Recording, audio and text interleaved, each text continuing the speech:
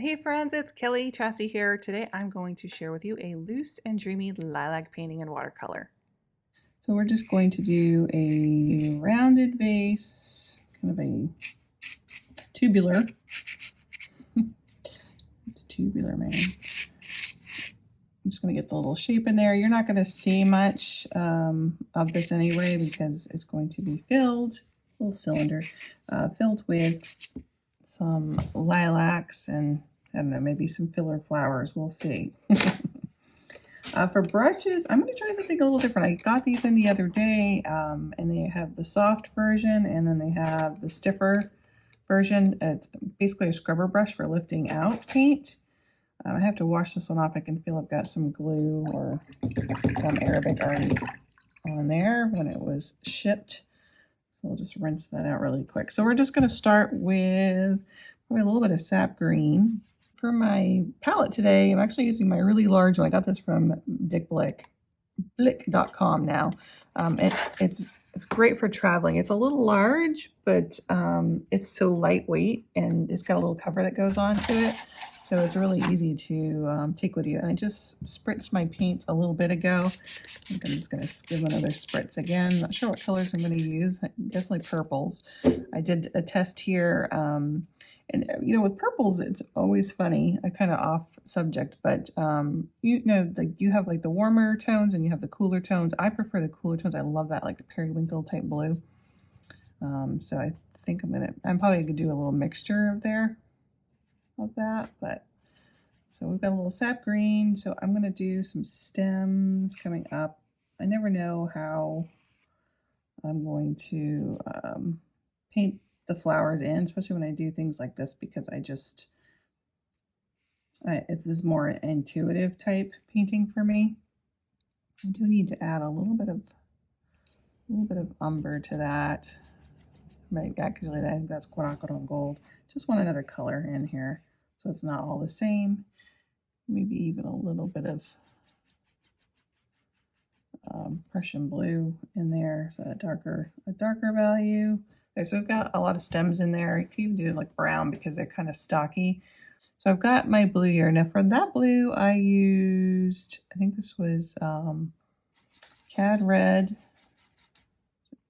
I have a little bit of green in there and a little bit of ultramarine blue. Yeah, I have green in there. See how I took that beautiful periwinkle color right away when I did that. So let's add a little bit more blue, like the little blue side to it. So we've got our little stems in there, and I'm not quite sure how to use this brush for this, so we're just going to test it out with our lilac. So I'm going to try using the side of the brush. Kind of feathery, but that's all right. So I could curve that a little bit on the edges if I use the edge of the brush. I'm leaving some white space in there too. Okay, so I'm saying it's not the best for that shape. It just looks too feathery to me. So I'm going to switch to, I guess we'll use this one. This is just a little mop brush. So let's give that one a try and see if we like that better. Now this has got quite a bit of a tip on it too, but I can loosen that up a little bit. So I do like that better. There, just extend that out a little bit more. This is where my lilac's gonna grow. It's a little bigger. Again, we're doing loose, kind of an abstract look to it. I'm gonna switch now to, this one had that's Prussian blue. Yeah, it's got a little bit of green in there. And then we'll use, what red is that? A rose color. We'll just use Cad Red with that too. Actually, that's not Cad Red. What is that? I have to look at my colors. I will double check my colors for you because I put them in here so long ago. I just activated them. So I'm not sure on that red. So I'll double check that for you and I'll put it in here. But enough, just to, you know, if you have a cool red and a warmer red. It's just fun to kind of mix and match these. I guess I need a stem on there. I forgot to put the stem on, so that's a nice darker color. Now I have the red that I mixed with the green, so you can see a nice color that captured too. Do I want some greenery in here? I might. I just might. I need to add just a little bit more. Let's see, we'll tuck one down in here. Again, I'm going to be super loose with this. And it's just a little dotting motion. I'm just using the shape of the brush, the tip of it, and just, I've got it loaded up with water and paint and pigment. So it's very, very loose. And I do like to just kind of go back and forth and just give myself a little variation in the colors. Tucking them in and behind. I could have one that kind of flops over. Let's try that. Kind of an upside down look to it. That's pretty. I think I need to come down a little bit lower here because I don't want to see the tip of that vase. So that's good. And let's mix them together. Mix both of those purples and get another shade. And it'll give me a different color to work with.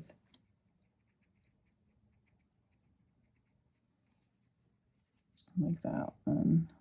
Let's come out here and we're just going to fill in some of this area. Kind of like that drooped over look. A lot of lilacs will do that. You kind of have that little heavy tip on it. I could have made that down a little bit more, but let's add some more in here. Add another one maybe. Kind of dripping down over the vase. And I'm just using that like a little bit of a dot motion. Okay. Do we want a little bit more in there? I think I'm gonna switch up my purples. I want a little bit darker down in here. Add just a tiny bit to this to give it a little bit more dimension so it's not all one color. I get some lights and dark. It's gonna be really dark down in here. Once again, I can have that kind of popping over the edge of the vase. We don't know where those end, where they begin. It just kind of fills it out a little bit more. Maybe another one right here. So I have a nice bouquet going, nice rounded bouquet. So I think we're going to reflect kind of the colors maybe in the vase. We could do a nice little tabletop back here. Let's see, what color do we want that? Let's just go with a little bit of umber, maybe bring some of that purple in there with it, keep it super simple. So boy, that gives it a nice shadow though. Maybe we'll just use this as a shadow color. Keep it simple.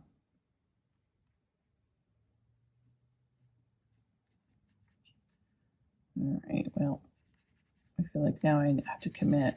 We'll just add more of a darker color for the bottom. I don't want to get it too wet because I didn't tape my paper down.